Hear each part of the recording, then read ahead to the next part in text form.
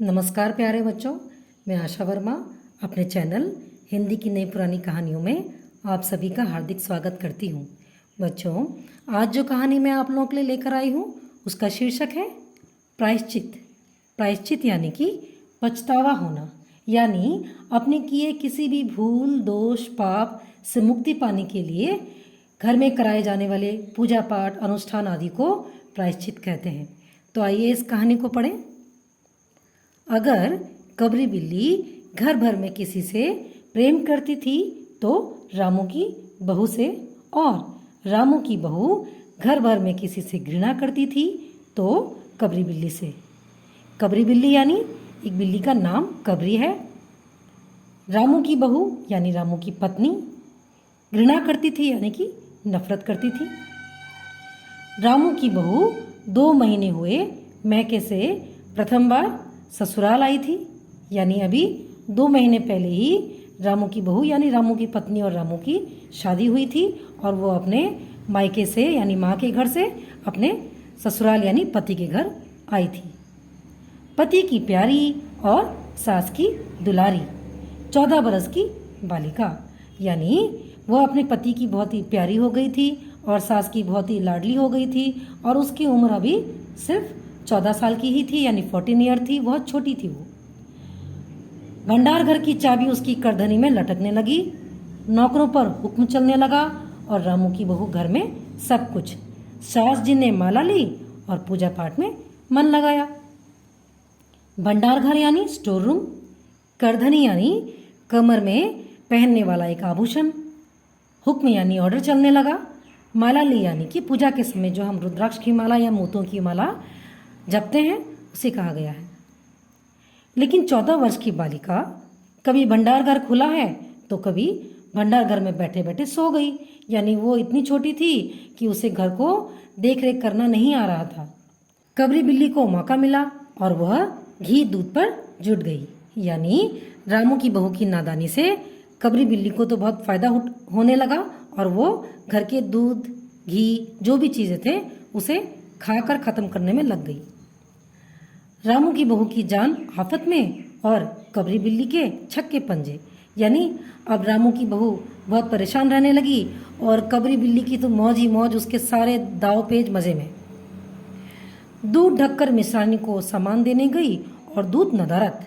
मिश्रानी यानी कि खाना पकाने वाली कुक और नदारत यानी कि गायब हो जाना। बहू का खाना पीना मुश्किल हो गया। उसके कमरे में रबड़ी से भरी कटोरी पहुंची और रामू जब तक आए तब तक कटोरी साफ चटी हुई। रबड़ी यानी कि दूध से बनी हुई मिठाई और कटोरी साफ चटी हुई यानी कि बिल्ली द्वारा पूरी साफ हो जाती थी, बिल्ली उसे खा जाती थी। बाजार से मलाई आई और जब तक रामू की बहू ने पान लगाया मलाई गायब। मलाई यानी कि मक्खन, पान लगाना यानी कि हम में से कईयों के घर में जब बाहर से कहीं से मेहमान आते हैं या अपने घर वाले ही जब बाहर से आते हैं तो पान लगा के देने का रिवाज होता है, उसी प्रकार से वो भी पान बनाती थी। रामू की बहू ने तय कर लिया कि या तो वह इस घर में रहेगी या फिर कबरी बिल्ली ही, यानी रामू की बहू ने सोच लिया या तो मैं रहूंगी या तो ये रहेगी। वो इतनी परेशान हो गई थी। मोर्चाबंदी हो गई और दोनों सतर्क। मोर्चाबंदी यानी कि चारों ओर के जो रास्ते हैं उसे बंद कर देना, सतर्क यानी कि अलर्ट हो जाना। बिल्ली फांसने का कटघरा आया। कटघरा यानी कि पिंजरा, उसमें दूध, मलाई, चूहे तथा बिल्ली को स्वादिष्ट लगने वाले विविध प्रकार के व्यंजन रखे गए, लेकिन कबरी ने उधर निगाह तक न डाली। विविध प्रकार के व्यंजन यानी ऐसे व्यंजन, ऐसे खाने जो कबरी बिल्ली को बहुत पसंद थे, लेकिन कबरी बिल्ली इतनी चालाक थी कि उसने उस कटघरे में नज़र तक नहीं डाली। कबरी के हौसले बढ़ जाने से रामू की बहू का घर में रहना मुश्किल हो गया। हौसले यानी कि हिम्मत। उसे मिलती थी सास की मीठी झिड़कियाँ और पतिदेव को मिलता था रूखा सूखा भोजन।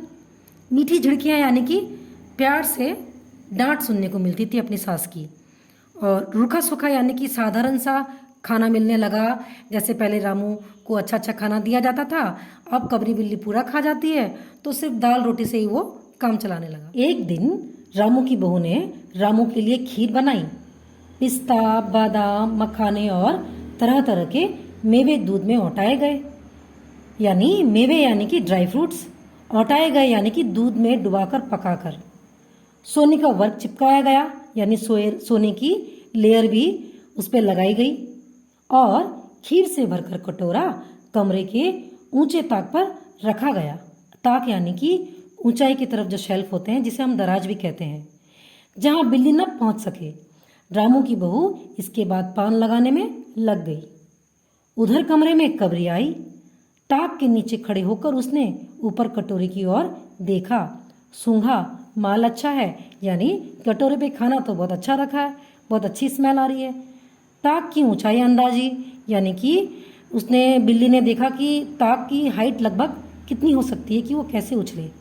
और रामू की बहू पान लगा चुकी है या नहीं यह देखा, यानी बिल्ली ने रामू की बहू को भी नोटिस किया कि वो पान लगा चुकी है कि नहीं, क्या कर रही है।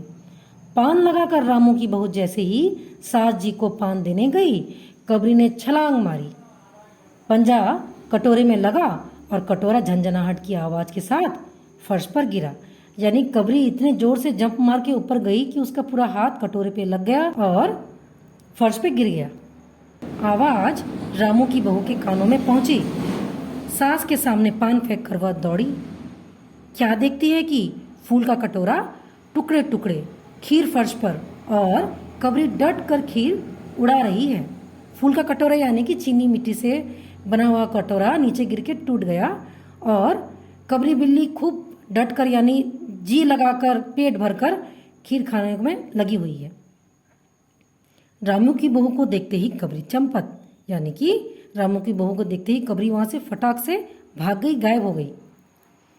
रामू की बहू पर खून सवार हो गया, यानी उसे बहुत गुस्सा आ गया। ये एक मुहावरा है, ना रहेगा बांस ना बजेगी बांसुरी। ये भी एक मुहावरा है, यानी कि मुसीबत को जड़ से ही खत्म कर देना। रामू की बहू ने कबरी बिल्ली की हत्या पर कमर कस ली, यानी ये भी एक मुहावरा है जिसका अर्थ होता है पूरी तैयारी कर लेना, कि अब उसने सोच लिया कि मैं इसकी हत्या कर दूंगी। रात भर उसे नींद ना आई, किस दाव से कबरी पर वार किया जाए कि फिर जिंदा ना बचे। दाव यानी कि उपाय, वार यानी कि अटैक। यही पड़े पड़े सोचती रही। सुबह हुई और वह देखती है कि कबरी दहली पर बैठी बड़े प्रेम से उसे देख रही है। दहली यानी कि अपने घर के मेन डोर के नीचे का जो हिस्सा होता है जिसे हम चौखट भी कहते हैं, वहां बैठकर कबरी बड़े प्रेम से रामू की बहू को देख रही है। रामू की बहू ने कुछ सोचा, इसके बाद मुस्कुराती हुई वह उठी। कबरी रामू की बहू के उठते ही खिसक गई, यानी वहां से भाग गई। रामू की बहू एक कटोरा दूध कमरे के दरवाजे की दहली पर रखकर चली गई। हाथ में पाटा लेकर वह लौटी और देखती है कि कबरी दूध पर जुटी हुई है। पाटा यानी कि लकड़ी या काठ से बना हुआ पीढ़ा, जिसे हम नीचे रखकर उस पर बैठते भी हैं।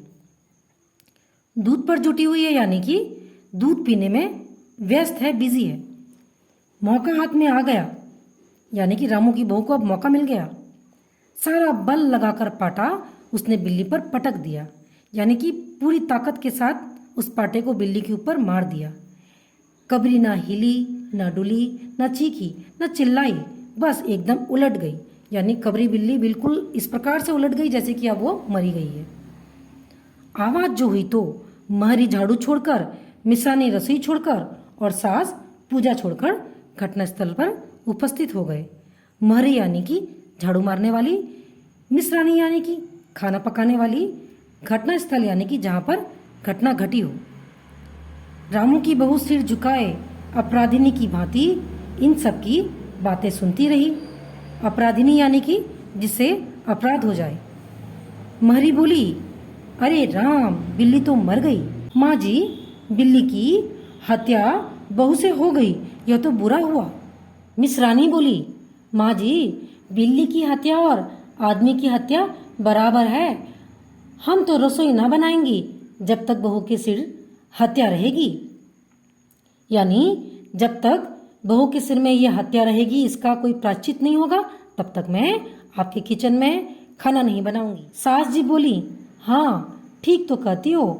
अब जब तक बहू के सिर से हत्या ना उतर जाए तब तक न कोई पानी पी सकता है, न खाना खा सकता है। बहू, यह क्या कर डाला? मरी ने कहा, फिर क्या हो, कहो तो पंडित जी को बुला लाऊं? सास जी की जान में जान आई, यानी उनके अंदर थोड़ी सी हिम्मत आई। अरे हाँ, जल्दी दौड़कर पंडित जी को बुला ला। बिल्ली की हत्या की खबर बिजली की तरह पड़ोस में फैल गई, यानी रामू के घर के आसपास चारों तरफ बहुत तेजी से ये खबर फैल गई कि रामू की बहू ने बिल्ली की हत्या कर दी। पड़ोस की औरतों का रामू के घर में तांता बन गया, यानी भीड़ लग गई। चारों ओर से प्रश्नों की बौछार होने लगी, यानी जितने भी लोग आए थे वो एक के बाद एक सवाल किए जा रहे थे। रामू की बहू बेचारी सिर झुकाए गुमसुम बैठी रही। गुमसुम यानी उदास होकर खामोश बैठी हुई। पंडित परम सुख को जिस समय ये खबर मिली उस समय वे पूजा कर रहे थे, यानी जो पंडित जी हैं उनका नाम है परम सुख। खबर पाते ही वे उठ खड़े हुए, पंडिताइन से मुस्कुराते हुए बोले, भोजन न बनाना। पंडिताइन यानी पंडित जी की पत्नी। लाला घीसाराम की पोतों ने बिल्ली मार डाली है, प्रायश्चित होगा, पकवानों पर हाथ लगेगा। लाला घीसाराम यानी कि रामू के दादाजी, पोतोहू यानी कि पोते की बहू, जैसे कि रामू की पत्नी थी। प्रायश्चित यानी कि अब पूजा पाठ का विधान होगा। पकवानों पर हाथ लगेगा यानी कि अच्छे अच्छे खाना खाने का मौका मिलेगा। पंडित परम सुख चौबे छोटे से मोटे से आदमी थे। लंबाई 4 फुट 10 इंच और तोन का घेरा 58 इंच। तोन का घेरा यानी कि जो उनके मोटे पेट का जो घेरा था वो 58 इंच यानी 58 इंच का था। चेहरा गोल मटोल, मूंछ बड़ी बड़ी, रंग गोरा, चोटी कमर तक पहुंची हुई, यानी जो उनके सर पे, जो पंडितों के सर पे जो चोटी होती है वो बिल्कुल कमर तक लंबी थी। कहा जाता है कि मथुरा में जब पंसेरी खुराक वाले पंडितों को ढूंढा जाता था तो पंडित परम सुख जी को उस सूची में प्रथम स्थान दिया जाता था। यानी कहा जाता है कि जब 5 सेर की तौल वाले खाने खाने वाले पंडितों को ढूंढा जाता था तो पंडित परम सुख जी लिस्ट में सबसे ऊपर होते थे। पंडित परम सुख जी पहुंचे और कोरम पूरा हुआ। कोरम यानी कि वहाँ पे जितने भी भीड़ लगी हुई थी, जितनी भी चर्चा हो रही थी, वो अब शांत हो गई। पंचायत बैठी, यानी कि गांव के अपने आस पड़ोस के जो खास खास लोगों की जो सभा होती है, पंचों की जो सभा होती है, वह बैठी। सास जी, मिश्रानी, किस्नू की माँ, छन्नू की दादी और पंडित परम सुख। बाकी स्त्रियां बहू से सहानुभूति प्रकट कर रही थी। बाकी स्त्रियां यानी कि और भी जो गांव की स्त्रियां आई थी वो बहू के साथ हमदर्दी दिखा रही थी। किस्नू की माँ ने कहा, पंडित जी, बिल्ली की हत्या करने से कौन सा नरक मिलता है? नरक यानी कि मृत्यु के बाद मिला जाने वाला बुरा स्थान। पंडित परम सुख ने पन्ने के पन्ने उल्टे, अक्षरों पर उंगलियां चलाई, यानी जो वो अपने साथ धार्मिक पुस्तक जो लाए थे उसे वो एक के बाद एक उलटने लगे और उंगलियों से एक एक वाक्य, एक एक सेंटेंस को देखने लगे। माथे पर हाथ लगाया और कुछ सोचा। चेहरे पर धुंधलापन आया, यानी कि थोड़ा सा सोचने का भाव आया। माथे पर बल पड़े, यानी चिंता में पड़ने लगे। नाक सिकुड़ी, यानी घृणा करने लगे और स्वर गंभीर हो गया, यानी आवाज़ थोड़ी सी गंभीर हो गई। हरे कृष्ण, बड़ा बुरा हुआ। रामू की माँ की आंखों में आंसू आ गए। तो फिर पंडित जी अब क्या होगा, आप ही बताएं। पंडित परम सुख मुस्कुराए। रामू की माँ, चिंता की कौन सी बात है? हम पुरोहित फिर कौन दिन के लिए हैं? शास्त्रों में प्रायश्चित का विधान है, सो प्रायश्चित से सब कुछ ठीक हो जाएगा। पुरोहित यानी कि पंडित। शास्त्रों में प्रायश्चित का विधान यानी कि जो धार्मिक पुस्तकें हैं हमारी, उस पे प्रायश्चित करने के नियम हैं। रामू की माँ ने कहा, पंडित जी, इसीलिए तो आपको बुलाया है। अब आगे बताइए कि क्या किया जाए। किया क्या जाए? यही एक सोने की बिल्ली बनवाकर बहू से दान करवा दी जाए।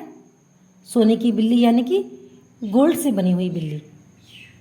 जब तक बिल्ली ना दे दी जाएगी तब तक तो घर अपवित्र रहेगा, यानी अशुद्ध रहेगा। बिल्ली दान देने के बाद 21 दिन का पाठ हो जाए, यानी 21 डेज तक घर में पूजा पाठ हो। छन्नू की दादी: हाँ और क्या, पंडित जी ठीक तो कहते हैं, बिल्ली अभी दान दे दी जाए और फिर पाठ हो जाए। पंडित परमसुख मुस्कुराए। अपनी तोंद पर हाथ फेरते हुए उन्होंने कहा, बिल्ली कितने तोले की बनाई जाए?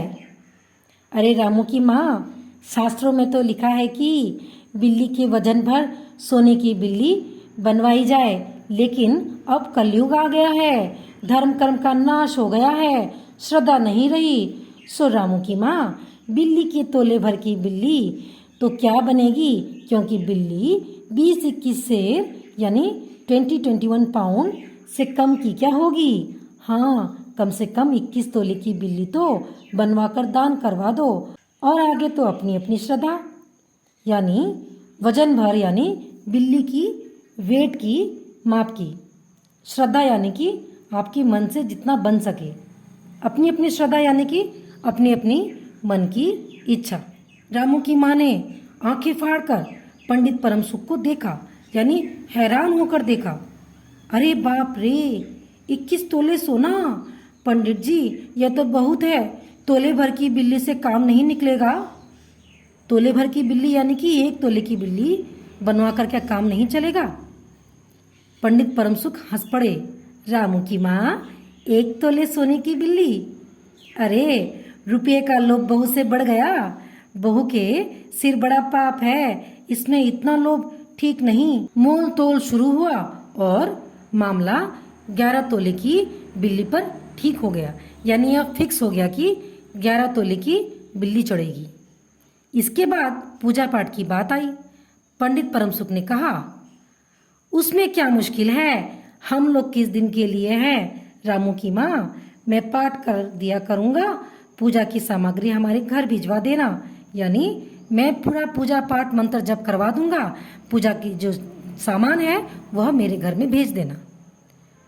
पूजा का सामान कितना लगेगा? अरे कम से कम सामान में हम पूजा कर देंगे। दान के लिए करीब 10 मन गेहूँ, 1 मन चावल, 1 मन दाल, मन भर तिल, 5 मन जौ और 5 मन चना, 4 पंसेरी घी और मन भर नमक भी लगेगा। बस इतने से काम चल जाएगा। यानी पंडित जी ने रामू की माँ को जितना भी सामान सामग्री लगेगी उसका हिसाब किताब बता दिया।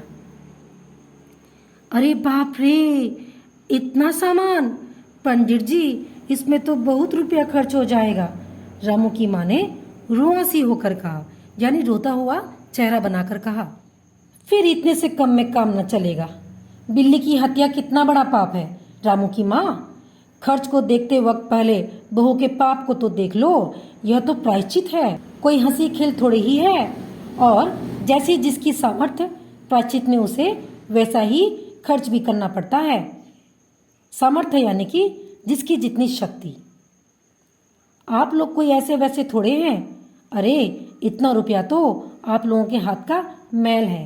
यानी पंडित जी कह रहे हैं आप लोग तो पैसे वाले लोग हैं, आपके लिए तो ये मामूली चीज़ है।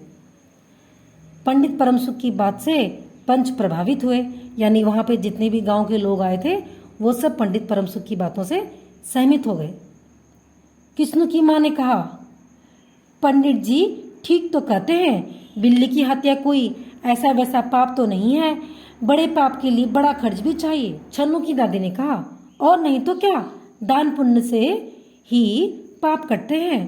दान पुण्य यानी कि शुद्ध और पवित्रता के साथ देना। दान पुण्य में किफ़ायत ठीक नहीं, किफ़ायत यानी कि बचत करना। मिस रानी ने कहा, और फिर माँ जी, आप लोग बड़े आदमी ठहरे, इतना खर्च कौन आप लोगों को अखरेगा? अखरेगा यानी कि बुरा लगेगा। रामू की माँ ने अपने चारों ओर देखा। सभी पंच पंडित जी के साथ, यानी गांव के जितने भी लोग आए थे, आस पड़ोस के जितने भी लोग आए थे, वे सब तो पंडित जी के साथ थे। पंडित परमसुख जी मुस्कुरा रहे थे। उन्होंने कहा, रामू की माँ, एक तरफ तो बहू के लिए कुंभी पाक न रखे और दूसरी ओर तुम्हारे जिम में थोड़ा सा खर्च है, सो उससे मुंह न मोड़ो। कुंभी पाक नरक यानी कि मृत्यु के बाद मिलने वाला वो बुरा स्थान जहाँ पर गरम कढ़ाई कर उस पे गरम तेल पर आत्मा को डाल दिया जाता है। जिम्मे थोड़ा सा खर्च, यानी कि आपको तो बस थोड़ा सा खर्च करने की ज़रूरत है। मुंह ना मोड़ो, यानी कि मना मत करो। एक ठंडी सांस लेते हुए रामू की माँ ने कहा, यानी थोड़ी सी राहत लेते हुए कहा, अब तो जो नाच नचाओगे नाचना ही पड़ेगा। पंडित परमसुख जरा कुछ बिगड़ कर बोले, यानी नाराज होके बोले, रामू की माँ, ये तो खुशी की बात है, अगर तुम्हें अकड़ता है तो ना करो, मैं चला। अकड़ता है यानी कि बुरा लगता है। इतना कहकर पंडित जी ने पोथी पत्रा बटोरा, यानी वो उन्होंने अपने बैग से जो भी पूजा पाठ की सामग्री निकाली थी वो सब दोबारा से बैग में डालने लगे। अरे पंडित जी, रामू की माँ को कुछ नहीं अकड़ता, बेचारी को कितना दुख है, बिगड़ो मत, यानी नाराज मत हो। मिस रानी, छन्नू की दादी और किस्नू की माँ ने एक स्वर में कहा, यानी इन सभी ने एक साथ कहा। रामू की माँ ने पंडित जी के पैर पकड़े और पंडित जी ने अब जमकर आसन जमाया, यानी पंडित जी भी मान गए और जमकर बैठ गए। और क्या हो, 21 दिन के पाठ की दक्षिणा और 21 दिनों तक दोनों वक्त 5-5 ब्राह्मणों को भोजन करवाना पड़ेगा। दक्षिणा यानी कि भेंट धन देना, दोनों वक्त यानी कि दोनों समय। कुछ रुककर पंडित परमसुख ने कहा, सो इसकी चिंता ना करो, मैं अकेले दोनों समय भोजन कर लूंगा और मेरे अकेले भोजन करने से 5 ब्राह्मणों की भोजन का फल मिल जाएगा। यह तो पंडित जी ठीक कहते हैं, पंडित जी की तोन तो देखो। मिस रानी ने मुस्कुराते हुए पंडित जी पर व्यंग किया यानी कि उन पर ताना मारा, उनका मजाक उड़ाया। अच्छा तो फिर प्रायश्चित का प्रबंध करवाओ रामू की माँ। प्रबंध यानी कि तैयारी करो। 11 तोला सोना निकालो, मैं उसकी बिल्ली बनवा लाऊं। 2 घंटे में बनवा कर लौटूंगा, तब तक सब पूजा का प्रबंध कर रखो। और देखो, पूजा के लिए पंडित जी की बात खत्म भी न हुई थी कि मेहरी हाँफती हुई कमरे में घुस आई। मेहरी यानी कि झाड़ू मारने वाली, हाँफती हुई यानी कि बिल्कुल सांस फुलाते हुई। सब लोग चौंक उठे, यानी सब हैरान हो गए।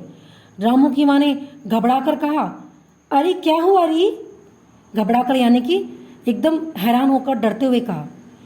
मेहरी ने लड़खड़ाते हुए स्वर में कहा, माँ जी, बिल्ली तो उठकर भाग गई।